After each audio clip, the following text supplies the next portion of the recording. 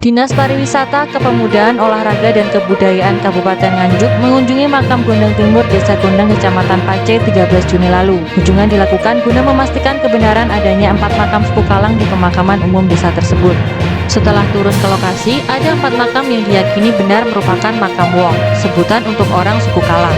Kepala Seksi Sejarah, Museum, dan Kepurbakalaan Dispar Porabut Nganjuk, Amin Fuadi mengatakan, dari karakter yang terlihat, suku Kalang merupakan suku yang memang sempat dilindungi oleh raja karena jasa-jasanya, tapi karena sulit diatur, akhirnya dikembalikan ke hutan. Amin memprediksi wilayah Desa Gondang dulunya merupakan kawasan subur.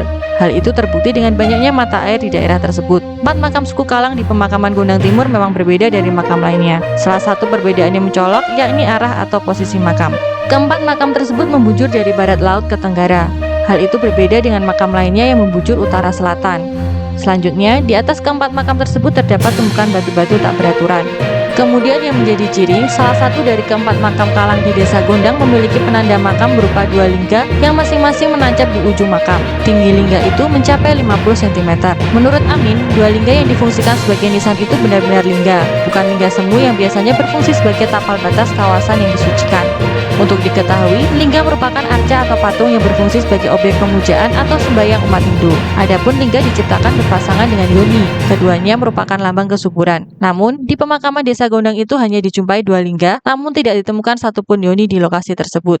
Dari data yang dihimpun, suku Kalang atau Wong Kalang adalah salah satu subsuku di masyarakat Jawa. Mereka ada sejak zaman kerajaan-kerajaan Nusantara. Tapi karena satu dan lain hal, mereka dikucilkan oleh masyarakat mayoritas saat itu. Pengucilan tersebut yang mengawali sebutan Kalang. Penelusuran makam maupun keturunan-keturunan suku Kalang akan dilanjutkan. Ada beberapa daerah yang Amin meyakini masih ada jejak-jejaknya.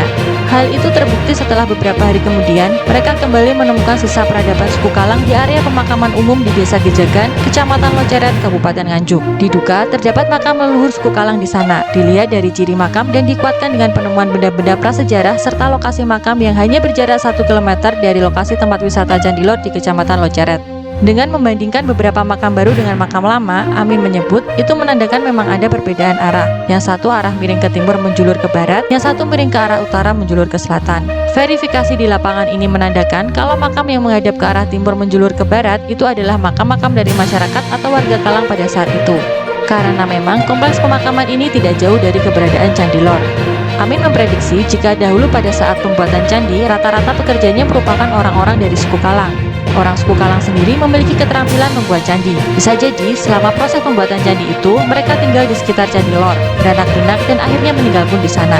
Selain arah makam yang berbeda, yang membuktikan kalau di pemakaman umum ini ada peradaban suku Kalang adalah ditemukannya benda-benda kuno. Membawa benda berharga sebagai bekal kubur menjadi salah satu ciri dari kebudayaan suku Kalang. Bekal kubur itu menyesuaikan. Kalau masanya masih masa peralihan setelah masa prasejarah dan sudah budaya, mungkin bekal kuburnya berupa manik-manik dan perhiasan-perhiasan dari batu alam. Dan ditemukan juga unsur logam pada setiap penemuan peradaban suku Kalang. Kemungkinan selain perhiasan, yang menjadi bekal kubur juga alat-alat berupa logam.